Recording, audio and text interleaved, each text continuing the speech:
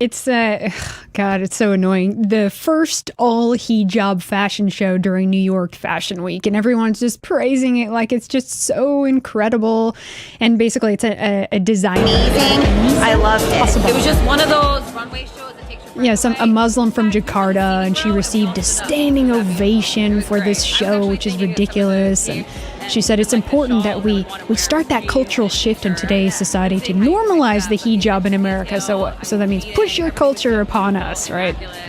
Wow. And also, it's part of what they're calling the modesty movement. Okay, well, there's Christians and Mormons, alt-right girls I know who talk about modesty, but they're put down. No designers designed for them. That's traditional. That's too traditional. These Christians and Mormons, they're not allowed into the industry. No, not unless it's a hijab. And look, there's many white girls in the hijab. It's almost all white. I mean, that's what it's really about. And of course, white women will just happily wear it because, oh, it's trendy. That's what we wear now, right? And I thought it was a symbol of oppression for feminists, but no, it's actually turning into a liberation, right, from over-sexualization by men. Yeah, we talked about that with Sadiq Khan. You know, the lefties and the Muslims can start teaming up now. And you have H&M, which is Swedish. Dazzled. I know. H&M, which is Swedish, Dolce & Gabbana, some Italian Dildo gay couple. And they're like making all this stuff because all the rich Arabs, they like to go to these European designers to buy all their bling all the time, And then this like designer, Harrods. She says, oh, the hijab, it's not a symbol or a statement. It's just part of our identity, right? Well, part of my Western identity doesn't want to see this freaking hijab and all it represents walking around in my city, right? Oh, yeah. And then she goes on to say, we just want to design for ourselves what we like to wear. Well, and so do Europeans, but we're told that we must, include everyone in what we do, and our culture must have everyone in mind at all times. Can you imagine if, a Swedish designer said, I just want to design for Nordic people? Uh-oh. Yeah. Be an outrage, in fact. It's ridiculous. So yeah, it is in ridiculous. the end, it just appears that this multi-cult is, European people having Islam shoved down their throat, and it's being used as a tool to ruin our countries. You can go in through the back door. That's what they're doing. It's a psychological operation, going through the back door and convince women that it's actually what they do want, because this over-sexualization that we've had in the West now, we don't want that anymore. It's not good for feminists anyway, right? So cover up. What about all the religious Westerners who have been saying the same thing? All of a sudden, they don't matter. Only when Islam says it matters, right? Well, it goes right in line with the hijabi, doesn't it? Oh, yeah. Hijab-wearing Barbie gets massive buzz on Instagram. Love that guy's voice. Following last week's revamp of who a Barbie doll could be, an Instagram account by a Nigerian Muslim woman, Hanifa Adam, is catching a lot of fashion buzz in doll world. Meet Hijarbi, the hijab-wearing Barbie doll that is sweeping the digital world and forcing people to reconsider what beauty for a doll might look like. Exactly.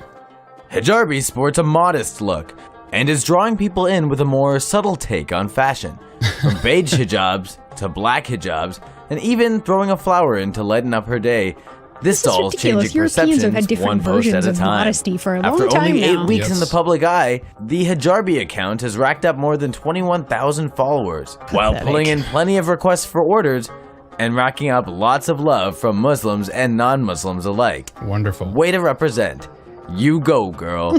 You go, girl. God, that guy's an idiot. And then there was, well, you got everyone, if you haven't checked out the video we did, White Girls, Black Dolls, we get into this whole doll episode. Anyway, there was a German ad also pushing hijabs. That's right. Ich auch. Ist doch hübsch. Enjoy difference, start tolerance. What the heck is that? Enjoy difference, UNESCO, become a Muslim. UNESCO, right? UNESCO. Dress like, logo? Of course. Dress like everyone, but how a European woman should dress. How about you embrace your Germanic folk costumes? Right? No. That's racist. Those are modest, but yeah, exactly. It's just that they're refugees, right? They're coming into the country, so these girls are just happy to put it on, I guess. Well, listen, these Nazis in Germany, they only have one direction to go, and that's full colonization. That's the only way that these people are going to repent. The fact is, we actually had it's an interesting story. A Syrian Orthodox priest who is in Austria right now. I guess he's fled to Austria. He did kind of a, I don't know, controversial interview where he said in 20 to 30 years, every other woman in Europe is going to wear a hijab. And I think he knows what he's talking about if we're looking at the current trends.